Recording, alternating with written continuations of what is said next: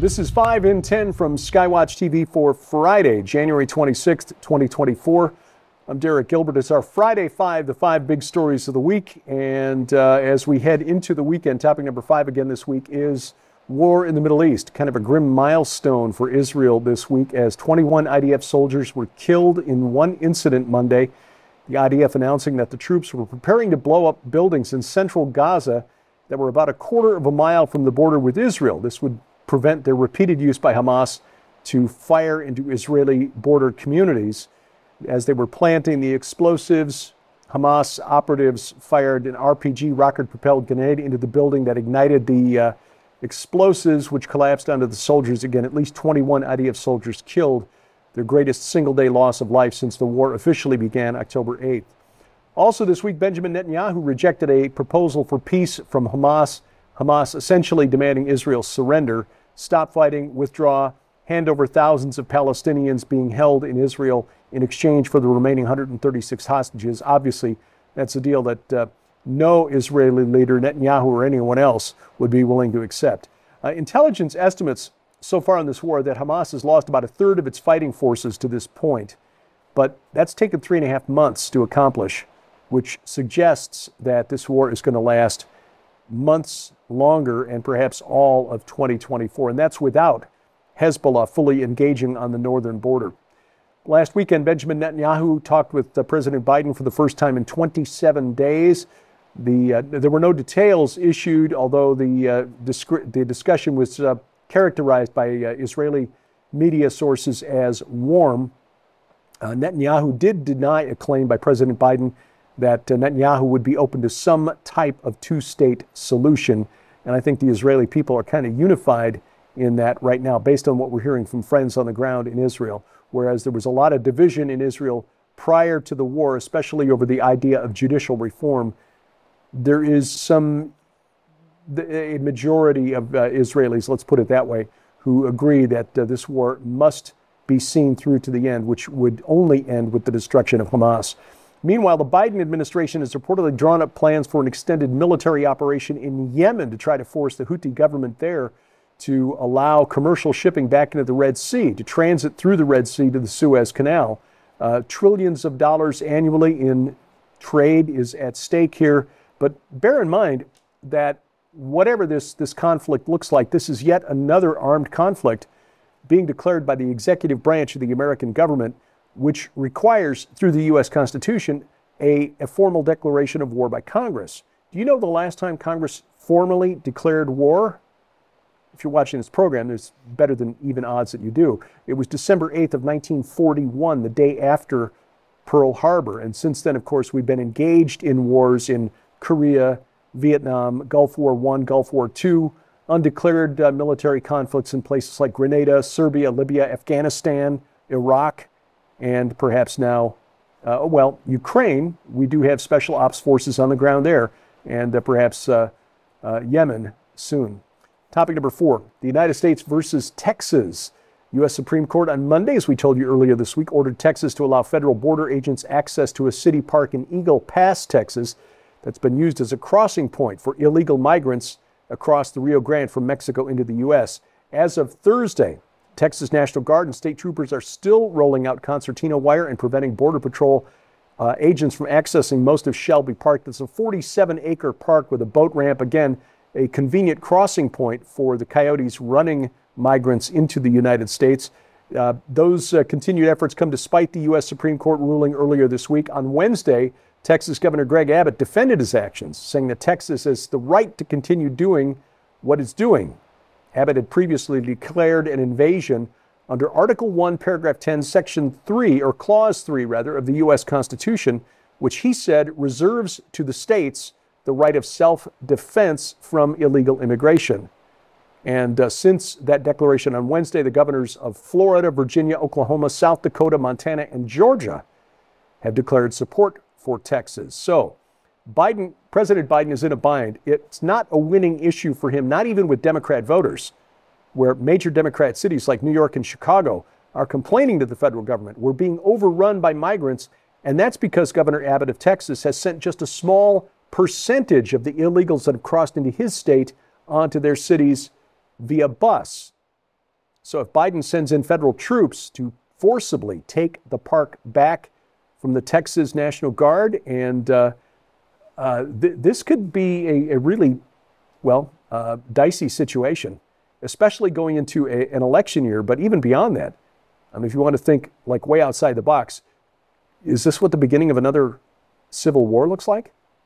Again, multiple Republican-led states declaring support for Governor Abbott of Texas. And again, as far as Democrats, and it's certainly the majority of independent voters and Republicans, this is a losing issue for Biden if he tries to force the issue. Topic number 3, the greatest threat to global security. Well, it's not war in the Middle East. It's not war in Ukraine. According to the World Economic Forum this week, we learned that according to numerous speakers and panelists at the World Economic Forum meeting in Davos, Switzerland last week, it is misinformation, disinformation, and malinformation, or what they're now referring to as MDM, mis, dis, and malinformation. Many of the speakers at the World Economic Forum calling for censorship. UNESCO also calling for censorship. Even the American Psychiatric Association calling for censorship to combat the evils of mis, dis, and malinformation. The danger, especially going into an election year where nearly half the world's population will be voting, is that we might vote the wrong way based on bad information. In other words, information is the most dangerous threat to global security, according to the globalists at Davos. Again, the irony being your theme this year, rebuilding trust, because nothing says trust us like censorship. We also learned this week, thanks to the America First legal group, that the cybersecurity and infrastructure security agencies, mis, dis, and malinformation team, this is an office inside the Department of Homeland Security, pressured social media platforms in 2020 to suppress posts on their platforms, questioning the security of mail-in and absentee voting. Drop off voting boxes. Oh no, those are totally secure, no problem, and besides, voting in person could spread COVID. Well, even though the MDM team at CISA knew that this information was false, they continued to pressure social media outlets like Twitter, Facebook, and Instagram to suppress questions about this anyway.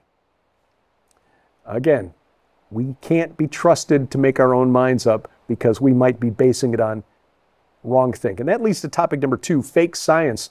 We talked earlier this week about the problem of so-called paper mills, companies that are selling publication to scholars in what appear to be peer-reviewed journals so they can make their resumes look better, their CVs look more impressive. But the problem is bigger than that. Actual science that doesn't conform to the official narrative has been labeled misinformation by the Centers for Disease Control. The Epoch Times reporting that the CDC added misinformation labels to articles from the Epoch Times in widely circulated internal messages that they've obtained. One of the articles reported on a actual peer-reviewed paper, finding that heart inflammation or myocarditis was more common after the COVID-19 vaccine than after COVID-19 infection. This was found by Nordic researchers, and their study published by the British Medical Journal, not a right-wing conspiracy theory website. But the internal CDC email said the study has been picked up by anti-vax proponents as evidence that the vax was more likely to cause myocarditis than COVID-19 infection. Yeah, because that's what the study said. But because it was being used to question the vaccine, which they knew was the right thing, it was flagged as misinformation. Again, they don't trust us to think for ourselves and discern, but we really don't want government bureaucrats deciding what information we have access to. Coming up, an epic environmental fail in New Jersey. Details on that straight ahead on the Friday Five. Jonathan Cahn is back with his most explosive book ever, The Josiah Manifesto. This stunning book exposes whether or not a 3,000-year-old calendar of appointed days provides the secret to the most dynamic year of our lives. Even ordaining a plague, a national lockdown, days of fire, and the changing of the Supreme Court. Secret information regarding an anonymous prayer and a mysterious template that may lie behind the event that overtook Capitol Hill and shook the nation. and the mysterious ancient king that may have revealed the secret behind a modern American president, and so much more. Also included in this must-have collection, The Gods of the Bible Unveiled on DVD, where Derek Gilbert systematically breaks down how to understand what the gods in the Bible are and what their place in Christianity actually is. In this instructional guide, you'll be taken step by step through why God calls his sons gods in the Psalms, how the fall in Genesis was only one of 3 divine rebellions, and how the Greek gods and titans found their origin in our Bibles. But that's not all. In this amazing offer, you'll also receive the Jonathan Cahn Collection, featuring 3 uncut, extended, and too hot for TV episodes on the return of the gods that will leave you speechless. This DVD also includes 3 additional episodes of Jonathan's best interviews with the Skywatch TV investigative team. Sold separately, these items hold a retail value of over $75. Yours now for your donation of only $35 plus shipping and handling. But right now, you can upgrade your master collection to include the absolutely astonishing Josiah Manifesto Uncensored 8-DVD album featuring hours of additional totally uncensored raw materials and mysteries that are not included in the book or anywhere else but right here, including The Island of Mystery, The Winds of Hinnom, Jehu and the Temple of Baal, the Jubilee and Redemption and the Child of the Nile, and the Manifesto Part 1 and 2 and the very last mystery. This special upgrade includes all of the items from the Josiah Manifesto Master Collection and the exclusive uncensored 8-DVD album, which altogether holds a retail value of $200. Yours now for your donation of only $74.99 plus shipping and handling. So be prepared to understand the end times like never before as you dive into the Josiah Manifesto Master Collection or the Master Collection with upgrade uncensored 8-DVD album. So order now at skywatchtvstore.com or call 1-844-750-4985 and ask for the Josiah Manifesto Master Collection. Item number 1 today, banning bags in New Jersey has backfired in an epic fashion.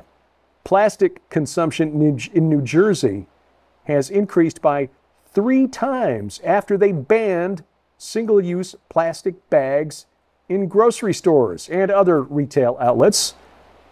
Following the ban on single-use bags, the shift from plastic film to alternative bags has resulted in a 3 times increase in plastic consumption for bags. This is according to a study conducted by Fredonia Custom Research. The state banned plastic bags in 2022. Shoppers instead turned to reusable plastic bags, but those come with their own environmental consequences. Shoppers have been airing their grievances on local media in New Jersey that the reusable bags are now stacking up in their homes because they'll go to the store, they forget to bring a bag, they buy another bag. And now they got a basement full of reusable plastic bags. And here's the kicker. According to research, to have a positive impact on the environment and reduce plastic consumption in the state, New Jersey shoppers will have to use each one of those reusable bags 16 times. Get started, because it'll take a while. It doesn't matter what the real consequences are. It only matters that we feel morally superior. Sadly, a lot of people in the world make decisions based on that. Anyway, this week we conclude our 3-week series of programs with Jonathan Cahn about his just jaw-dropping book, The Josiah Manifesto. What are the prophetic significance or consequences of the Israel-Hamas war? Did you know that Hamas is in the Bible? Yeah, it's an Arabic acronym for the organization, but it's also a Hebrew word, and that's not coincidental. They chose the acronym so that Hebrew speakers would know what they're all about. Hamas in Hebrew means violence. Jonathan Cahn explains, and you can find out how to get your hands on that special deal by watching this week's program. It's available at the website skywatchtv.com, our Roku and Apple TV channels, on YouTube, youtube.com/@skywatchtv now. Also Rumble, rumble.com/skywatchtv. But best of all, get our mobile app. It is free, and it bypasses big tech It comes right from the Christian company that hosts the content to your device. If you've got a relatively recent smart TV, you can use Apple's AirPlay or Google's Chromecast to take the video from your phone or tablet and send it right to your TV without wires. It's also got a Bible with multiple translations, calendar of upcoming events, and more. And it's available for iOS, Android, and Amazon Kindle Fire phones and tablets. Again, free, download it, use it, bypass the gatekeepers, and make sure we never get canceled. Thank you for watching as we keep watch. I'm Derek Gilbert, and this is 5 in 10 from Skywatch TV.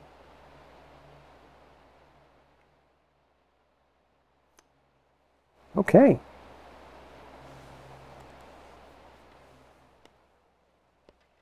Thank you, Grace. What a good girl. You were so good during that recording. Thank you. Well, now I just have to, now I've got to produce the program. So let me go around here. Turn off that light. Turn this off, make sure that this